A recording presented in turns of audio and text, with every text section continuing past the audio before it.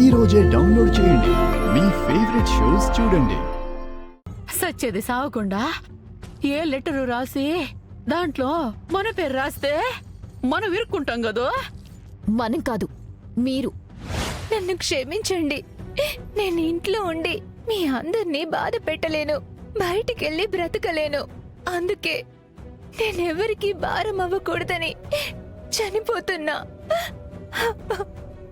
Sorry కేదారన్నయ్య, sorry Jagadhatri వదిన, sorry Kaushik అక్క. నన్ను సొంత మనిషి కంటే ఎక్కువగా ప్రేమించారు, కానీ నా వల్ల మీరెవరూ బాధపడకూడదు.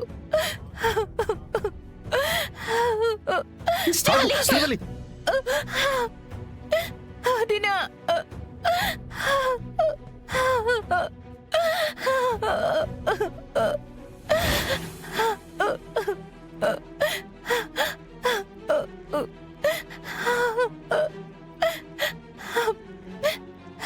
ఏంటిది శ్రీవల్లి?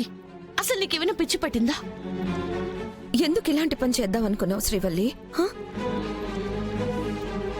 సమయానికి జగదాత్రి వాళ్ళు చూశారు కాబట్టి సరిపోయింది, లేదంటే ఎంత పని జరిగేది? నీకే కష్టం వచ్చినా మేమంతా అండగా ఉంటామని చెప్పాం కదా. అయినా ఎందుకు నీ ప్రాణం తీసుకోవాలనుకున్నావు?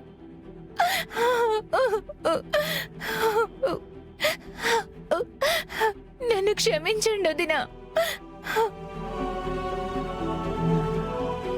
నా వల్ల ఇంట్లో వాళ్ళందరూ బాధపడ్డం చూడలేకపోయాను వదినా. అందుకే ఏం చేయాలో తెలియక చచ్చిపోదామనుకున్నా.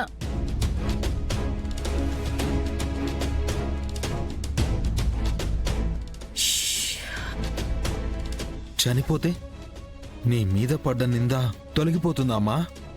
సారీ అన్నయ్య. సారీ అంటే సారీ. అయినా నువ్వు చనిపోయి మమ్మల్నందర్నీ పోలీస్ స్టేషన్ చుట్టూ తిరిగేలా చేద్దామనుకున్నావా? నువ్వు చేసిన తప్పు మేమెత్తి చూపించామని ఇలా పగ తీర్చుకుందామనుకున్నావా? ఏమి జగదాత్రి, నిన్న నా మీద నోరేసుకుని పడ్డావు కదా, ఇప్పుడేమంటావు? దీని మనసులో ఎంత విషయం లేకపోతే ఇది చచ్చి మనల్ని సాధించాలనుకుంటుంది.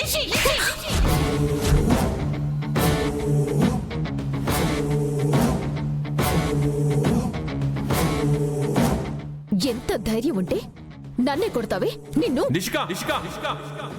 జరిగింది తెలుసుకోకుండా మీరన్న మాటలకే శ్రీవల్లి చనిపోవాలను.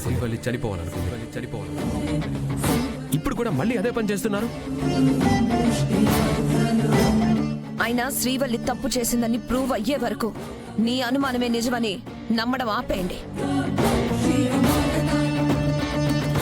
ఆడపిల్ల పరువు తీసేలా మాట్లాడమే కాకుండా తన బాధని కూడా అవమానిస్తున్నావా? అసలు మనిషివేనా నువ్వు? ఏందమ్మీ, మా వైపు చిన్న తప్పు ఉండదంతే, అంత మాత్రానికే పెద్ద పెద్ద మాటలు మాట్లాడుతా ఉండావు. అయినా ఎమ్మికేం కాలేదు కదా. అయినా ఇంకెందుకు ఇక్కడ పంచాయతీలు పెడతా ఉండారు? అమ్మి శ్రీవల్లి, నువ్విట్టా సచ్చి మా ప్రాణాల మీదకి తీసుకురాబాక. అమ్మి నిషి, పోదాము.